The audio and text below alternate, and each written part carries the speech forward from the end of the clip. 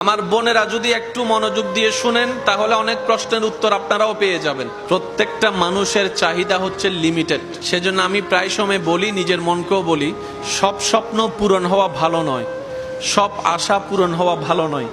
মানুষ বেঁচে থাকে আশা নিয়ে, স্বপ্ন নিয়ে, প্ল্যানিং নিয়ে। সবকিছু যদি পাওয়া হয়ে যায়, নতুন প্ল্যানিং যদি কিছুই না থাকে, মানুষটার জীবনটা পুরো পাইনসা হয়ে যায়, এই জীবনের স্বাদ থাকে না। আপনাদের এলাকায় যদি কোনো মানুষ মারা যায়, আপনারা একটা দোয়া পড়েন, আয়াত পড়েন। আয়াতটা একটু সবাই মিলে বলেন তো কি? মাশাআল্লাহ মাশাআল্লাহ, আরেকবার। কোরআন শরীফে কি আয়াতের কোনো অভাব আছে? এতগুলো আয়াত থাকতে আপনি এটা পড়েন কেন? আল্লাহ আপনাকে এটা পড়তে বললেন কেন? নবী কেন এটা পড়তে বললেন? মনে রাখবেন ভাইরা, ইসলামকে যত বুঝতে চেষ্টা করব, আমাদের দিন দুনিয়া আখেরাত তত আলোকিত হয়ে যাবে। আপনজন মারা গেলে, প্রিয় জিনিস হারাই গেলে মনে কষ্ট লাগে কি লাগে না? আপন মানুষ হারিয়ে গেলে মনে কষ্ট লাগে কি লাগে না? যখন হারিয়ে যায় তখন কি আর ভালো কথাও শুনতে ভালো লাগে? যখন হারিয়ে যায় তখন উপদেশ বাণী শুনতে কি ভালো লাগে? দেখবেন, প্রিয় যখন মারা যায়, মানুষ যখন অজর দ্বারায় কান্না করতে থাকে, আমার মাটা মারা গেল, আমার বাবাটা আমাকে ছেড়ে চলে গেল, আমার স্বামীটা মারা গেল, আমার স্ত্রীটা মারা গেল। যখনই মৃত্যুর সংবাদ মুসলমান শুনে, সবাই মিলে আমরা একটা আয়াত পড়ি। সবাই মিলে বলুন তো আয়াতটা।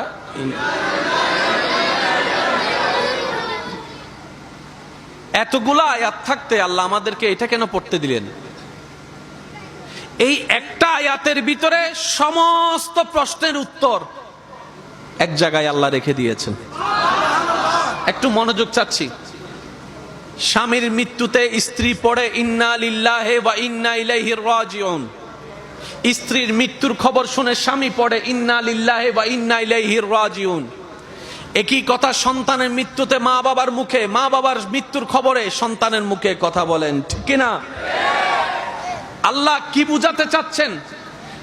সন্তান যখন বাবার দেহটা ধরে কান্না করতে আছে, কিরে কাঁদো কেন? কয় আমার বাবা গিয়েছে, হারালাম আমার বাবা। শব্দটাকে খেয়াল করবেন, আমার বাবা। রব বলে যে এটা তো তোর নয়, তো আল্লাহ এটা কার? বলে যে এটা আমি আল্লাহর বান্দা। যে কষ্ট নিয়ে বান্দা তুই কান্না করছিস, হারিয়ে ফেলেছস মনে করছিস, এটা তোর বাপ হিসেবে তোর যেমন অধিকার আছে, আমি রব সৃষ্টি করেছি, আমার অধিকার তোর বাপের উপর আরো বেশি আছে।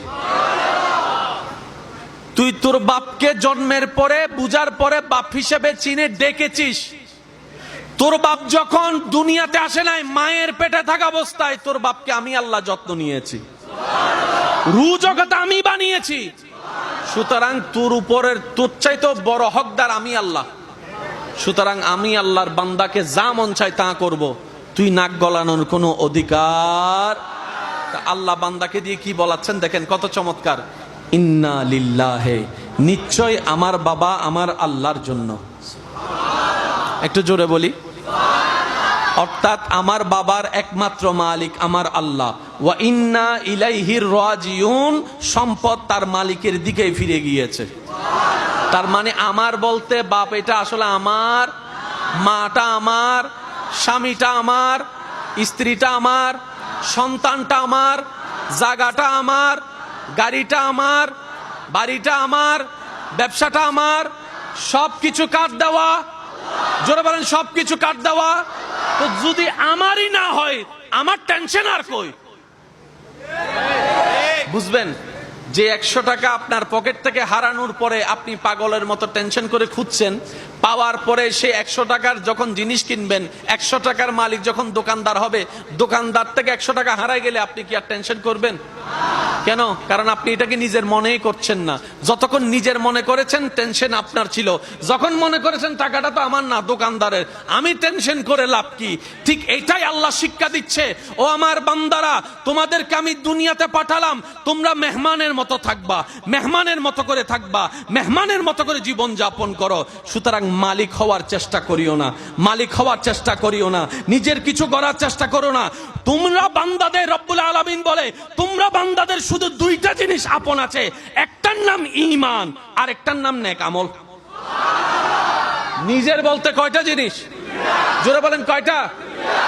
একটার নাম ঈমান আর একটার নাম নেক আমল। এই দুইটা জিনিস ছাড়া আমার আমার বলতে, আপনার আপনার বলতে আর কিছু। এবার আসেন, অন্ধকার রুমে ঘুমাইতে পারে না এমন অনেক বাইরে এখানে আছে না নাই? একটু জোরে বলেন না, আছে না? অন্ধকার রুমে থাকতে পারে না এমন অনেক বোনের আছে না নাই? তো কবর কি আলো না অন্ধকার? কবর কি ঘরের ভিতরে না বাইরে? তো এই কবরে মারা যাওয়ার পরে যারা নিয়ে যায়, লাশটা বের করে যারা রাখতে যায়, তারা কি দুশমন না আপনজন? আপনজনেরাই যেহেতু কবরে রাখতে যাচ্ছে, তা আপন আর কই? বলেন বলেন বলেন বলেন বলেন। ইউ আর মাই ডার্লিং, কিছু কথা বলে না। ইউ আর মাই জান, ইউ আর মাই ফ্রান। যখন বলে যে করোনা হয়েছে, হতে get out, I hate you. আরো জোরে বলেন ঠিক কিনা? যখন করোনার মহামারী চলছে, স্বামীরা পাশে থাকতে চেয়েও স্ত্রী পারছে না, স্ত্রীর পাশে থাকতে চেয়েও স্বামী পারছে না, কিন্তু তখনও সেই বান্দার সাথে আল্লাহর রহমত ছিল। একটু জোরে বলি না সুবহানাল্লাহ। আল্লাহর রহমত ছিল কি ছিল না? জোরে বলেন, ছিল কি ছিল না? এবার বলেন, আমাদের শুধু সম্পদ কয়টা? একদম সবাই বলেন কয়টা? আসল সম্পদ কয়টা? একটার নাম ঈমান, একটার নাম, আরেকটার নাম নেক আমল, আরেকটার নাম। এবার আপনারা বলেন, একটার নাম, একটার নাম, আরেকটার নাম। আসল সম্পদ যে দুইটা আছে, সে দুইটার প্রতি আমরা কখনো মনোযোগই দিই। এবার বাকফল আইকা হইতাম, অনার একখানা হন না। বাকফল, বাকফল তো বুদ্ধিমান আর হইলাম কই? আমরা তো চালাকের বেশে গাদা। এই চামড়াটা খুললে আমি প্রায় সময় নিজেকে নিজে বলি, আল্লাহর রহমতের চশমা দিয়ে যদি তাকানো হতো, একটা মানুষের চেহারা দেখা যাইতো না, সব গরু গাদা দেখা যাইতো। কথা বলেন ঠিক কিনা? আমরা সবাই মানুষের ভেষে এক একটা পশুর চাইতে খারাপ মানুষ বসে আছি। সেজন্য অনেক মানুষের চরিত্র দেখে অনেকে বলে তার অভ্যাস চরিত্র জানোয়ারের চাইতেও খারাপ, জানোয়ারের চাইতেও খারাপ। জানোয়ার হচ্ছে হিংস্র, সে বাঘ, সে জানোয়ার, হিংস্রামি করে সে খাবে। কিন্তু মানুষ তো বিবেকওয়ালা, মানুষ তো আকলওয়ালা, মানুষ তো পড়ালেখা করে, তারপরও সে নাকি এত বেয়াদবি করে, সেটা পশুর চাইতে খারাপ হয়ে যায়। কথা বলেন ঠিক কিনা? আল্লাহ আমাদের সবাইকে মানুষ বনার তৌফিক দান করুক। এবার আওয়াজ দিয়ে বলেন, আমার বলতে কিছু, আমাদের বলতে কিছু, এমনকি আমি বলতেও কিছু নাই। আমি বলতেও কিছু। এবার একটু মনোযোগ। আমাদেরকে পাঠাইছেন কে? চোখ দিছেন, হাত দিছেন, একটু জোরে বলেন, পা দিছেন, ঠোঁট দিছেন, নাক দিছেন, চেহারা সাজাইছেন, রং দিয়েছেন, কিডনি দিয়েছেন। তো আমার কই? আমি নিজেও তো আমার না।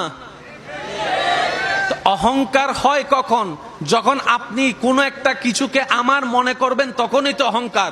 আমার বাড়ি, আমার ঘর, আমার গাড়ি, আমার বাড়ি, আমার ফ্যাক্টরি, তখনই তো অহংকার। রব বলে যে আমার তো দূরে থাক, তোর নিজের বলতেও তো কিছু নাই। তোর হাতটা আমি রবের দেওয়া, তোর চেহারা আমি রবের দেওয়া, তোর ব্রেন আমি রবের দেওয়া, তোর কলিজাটাও আমার রবের দেওয়া, তোর সারা শরীরও আমি রবের দেওয়া। তো যে বান্দা আগে থেকে বুঝে আমার বলতে কিছু, সে আর অহংকার করতে